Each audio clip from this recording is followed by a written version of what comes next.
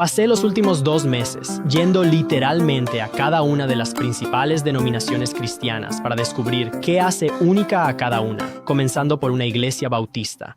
Al inicio, se sentía diferente a las que visitaría después. El edificio era majestuoso, pero sencillo. Sin vitrales, incienso ni túnicas, solo un escenario, sillas y fieles. Una banda dirigía y todos cantaban con manos alzadas. Nuestro Dios es un Dios asombroso.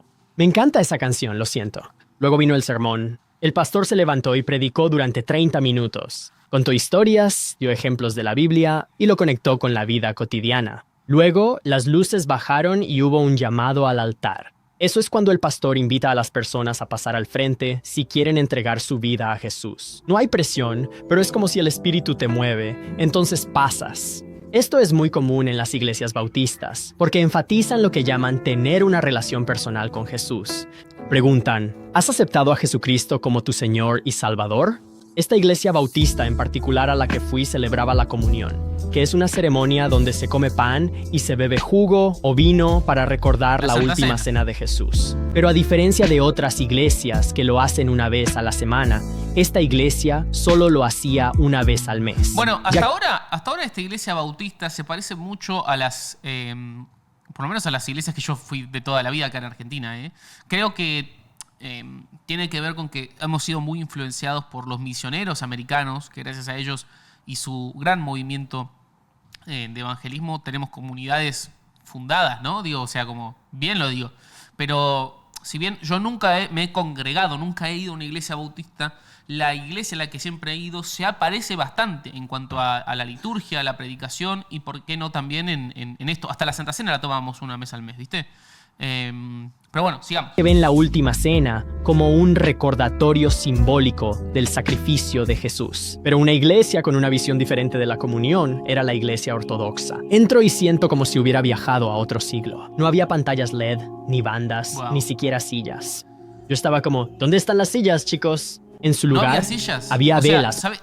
Nunca entré en mi vida a una iglesia ortodoxa. O sea, una vez sola entré a una católica, pero no a una reunión, o sea, no a una celebración de misa. Siempre fui a iglesias, supongo que evangélicas, pentecostales, parecía la bautista. Tiene una vibe católica, ¿viste? ¿No? Velas, cuadros. No veo estatuas igual, a priori. Por ahí sí hay, yo no las estoy viendo. Pero perdón que interrumpa tanto, es que me gusta mucho este video. Por todas partes. Personas haciendo en silencio la señal de la cruz. Y ese aroma denso y terroso, que después supe que era incienso. ¿Y sabes cómo en algunas iglesias cristianas puedes tomar café durante el servicio? Aquí no, porque este servicio se llamaba la Divina Liturgia. Y al principio, literalmente, no tenía idea de lo que estaba pasando. Y los sacerdotes, no pastores, llevaban túnicas elaboradas, balanceaban incienso y desaparecían detrás de una pared de iconos llamada iconostasio. Perdón si lo estoy pronunciando mal. Se sentía como si todo estuviera coreografiado y dicen que toda la experiencia está pensada para ponerte en la presencia de Dios y que toda la sala está diseñada para que sientas que estás entrando al cielo. Wow. Otra cosa que noté fue que, a diferencia de la iglesia bautista, realmente no había un sermón. Había una homilía, donde el sacerdote subía y hablaba un poco, pero no era como una sección dedicada. Se sentía como si simplemente estuviera metido entre todas las oraciones. Esto es porque todo está dirigido hacia el evento principal, la Eucaristía, que es como ellos llaman a la comunión. A diferencia de la iglesia bautista a la que yo iba, donde celebran la comunión una vez al mes y es más simbólica, la iglesia ortodoxa cree que la comunión es el cuerpo y la sangre literal de Jesucristo. Y de nuevo, no metafóricamente, sino literalmente.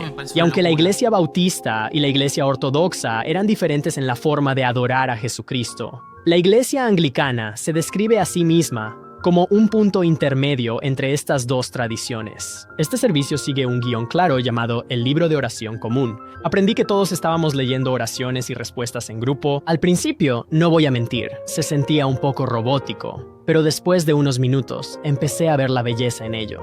Hubo lecturas de la Biblia, un sermón corto, algunos credos donde la gente recitaba ciertas frases y párrafos, y luego la comunión. Esta fue diferente a la versión bautista, porque aunque no están de acuerdo con los cristianos ortodoxos en que literalmente se convierte en el cuerpo de Cristo, creen que Jesús está presente espiritualmente en la comunión. Y también déjenme decir, me encanta la música aquí. Era tan tradicional, tan reverente. Además, C.S. Lewis era anglicano, solo digo. Es C.S. un autor Lewis era bastante anglicano, genial. ¿ok? Y en general simplemente me encanta. Ok, C.S. Lewis era anglicano, y me encanta C.S. Lewis a mí también, es un buen punto.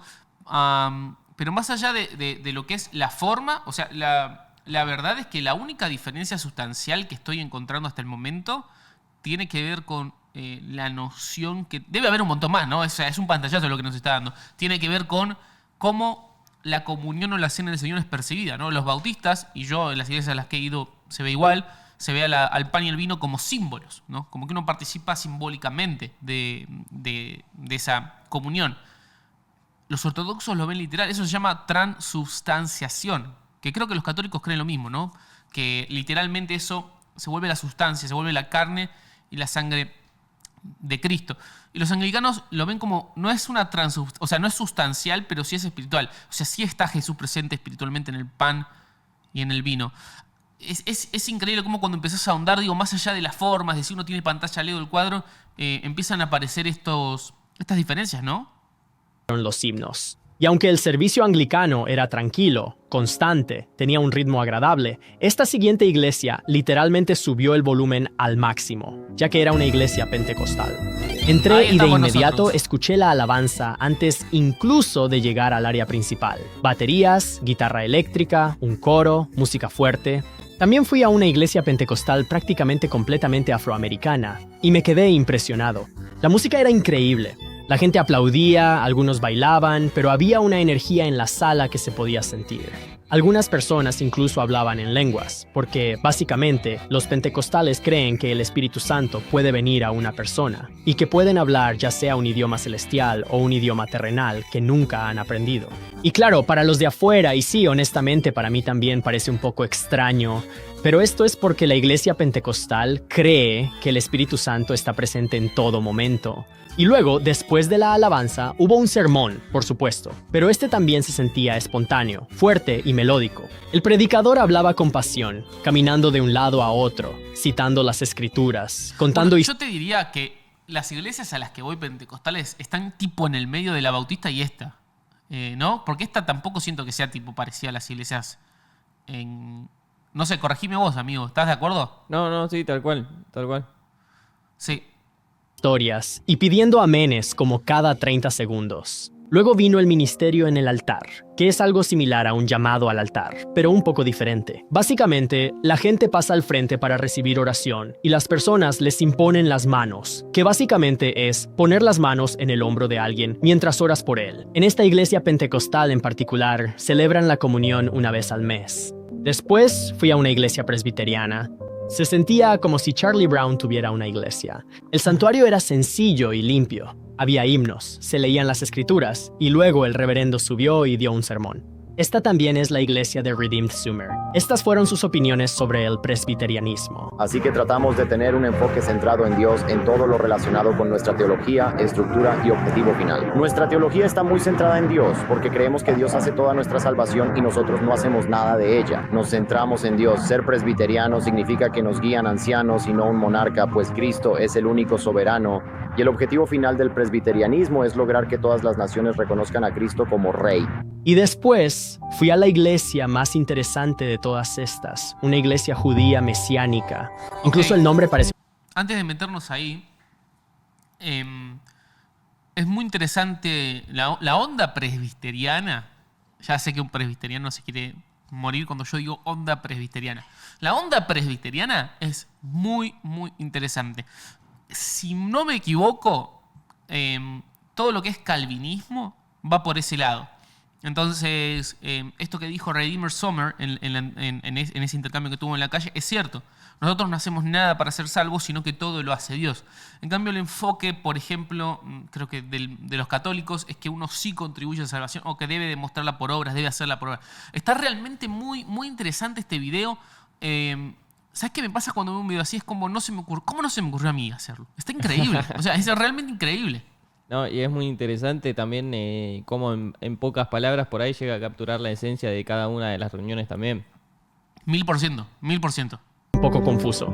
¿Entonces son judíos? Y la respuesta es sí, son judíos, pero creen que Jesús es Dios, que es el criterio que tuve para todas estas iglesias. ¿Creen que Jesucristo es Dios y que murió en la cruz por nuestros pecados? Y ciertamente los judíos mesiánicos sí creen eso. Así que, claro, ves una menorá al frente, ves letras hebreas en pancartas e incluso personas judías con esos sombreros caminando por ahí. Y el servicio comenzó con música animada. Era en hebreo, pero las letras también decían lo que significaban las palabras en inglés. Había panderetas, bailes y además coincidió que fui en un día en que había un bat mitzvah, que es una celebración cuando una niña llega a la mayoría de edad. También leyeron mucho del Antiguo Testamento. Aunque celebran festividades judías como la Pascua, también se enfocan en cómo Jesús cumple cada una de ellas. Aquí es donde se separan de los judíos de hoy, quienes no creen que Jesús fue el Mesías ni que es Dios. La siguiente iglesia era radicalmente diferente y era una iglesia luterana. Antes de ver ahí, nunca entré a una iglesia luterana. De hecho, no estoy seguro de tener amigos luteranos ni siquiera. Tengo amigos presbiterianos, no tengo amigos ortodoxos, bautistas sí, pentecostales también. Y tengo amigos judíos mesiánicos. De hecho, cuando estuvimos en Israel, trabajamos amistad con una familia judía mesiánica allá en Israel. Y nada, es muy curioso cómo guardan las fiestas y no sé, el Shabbat, porque es como su cultura, ¿no? Como nosotros nos juntamos a comer asado, bueno, ellos guardan esas fiestas, esas costumbres, solo que adoran a Jesús. Es realmente muy, pero muy interesante.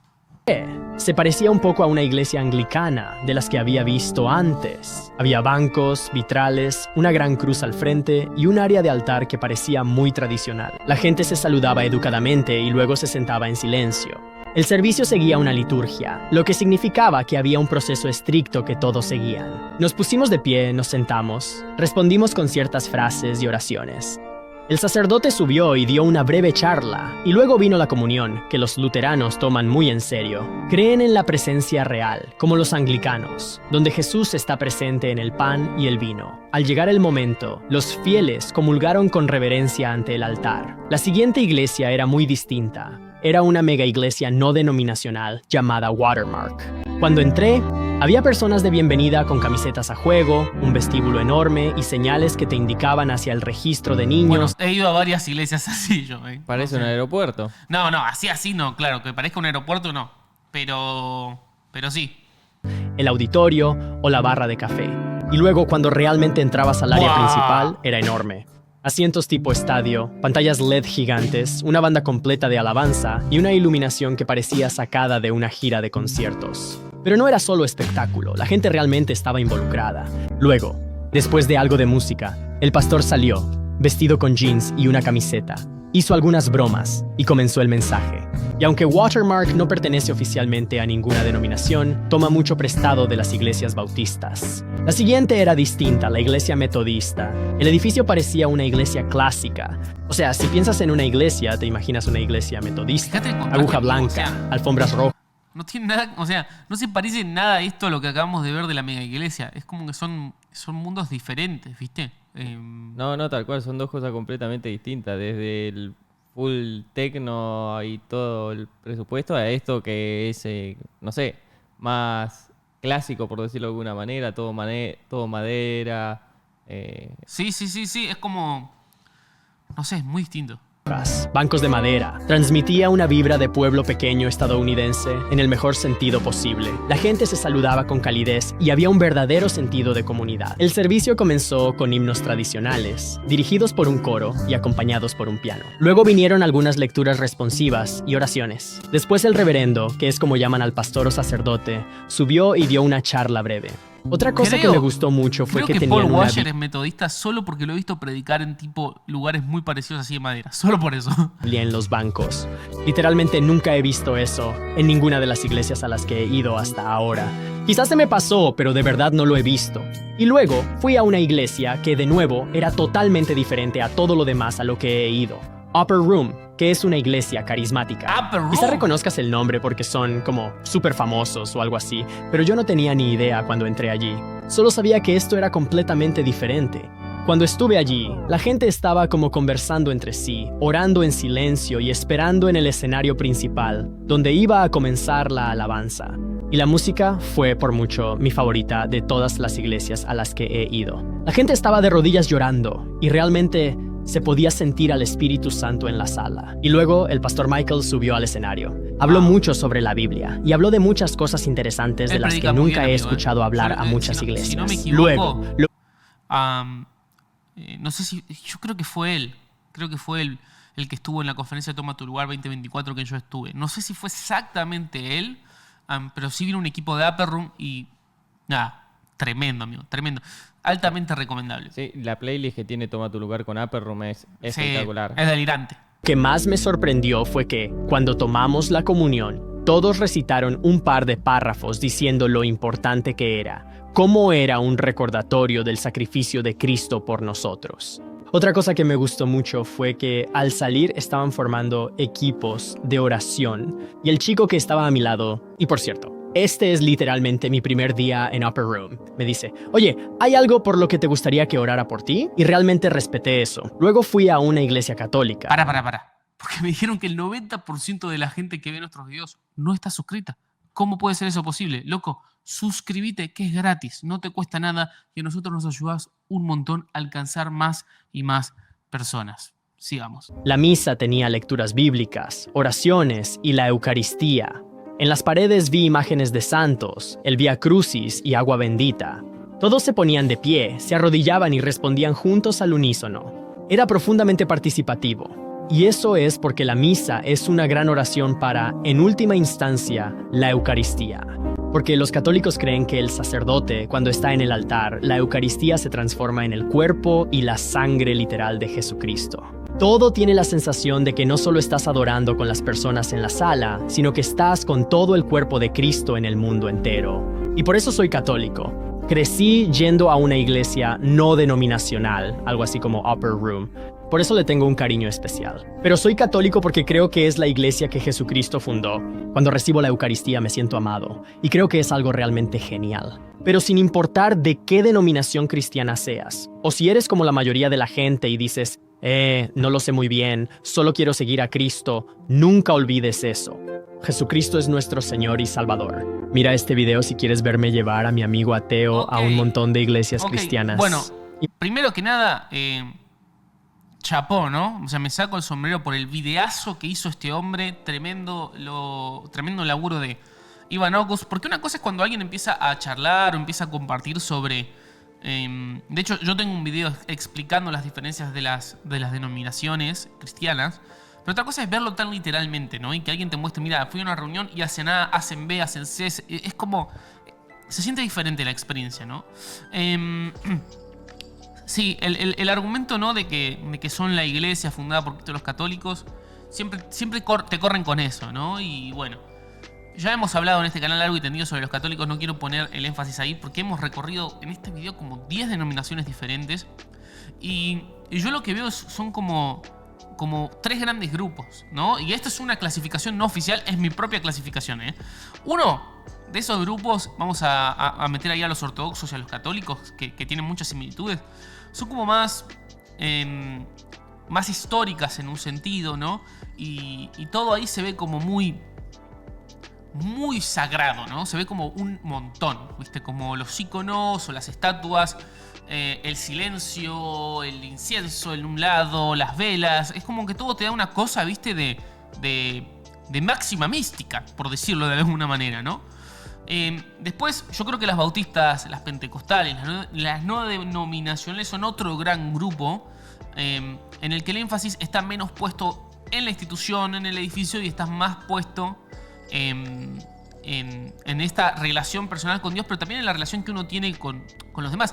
Hay una gran diferencia ahí, porque fíjate lo que dijo al final sobre la Eucaristía en el mundo católico. Él decía, cuando el sacerdote, que tiene que ser ordenado, pasar por un sistema de estudiar, bla, bla, bla, bla, bla, parte el pan, ahí es cuando se produce la transubstanciación y literalmente eso se vuelve... O sea, es un proceso bastante litúrgico, metódico y ciertamente complejo. No cualquiera puede hacer eso. En cambio, en este otro grupo del que hablábamos, ¿no? El no denominacional, el bautista, el pentecostal, tiene como esta cosa de que hay un real sacerdocio de todos los santos y cualquiera puede predicar y cualquiera puede partir el pan, ¿no? Y recordar lo que el Señor hizo. Y yo en el medio pongo a los presbiterianos, a los metodistas, a los luteranos, a los protestantes históricos, a los presbiterianos. De alguna manera los pongo en el medio como...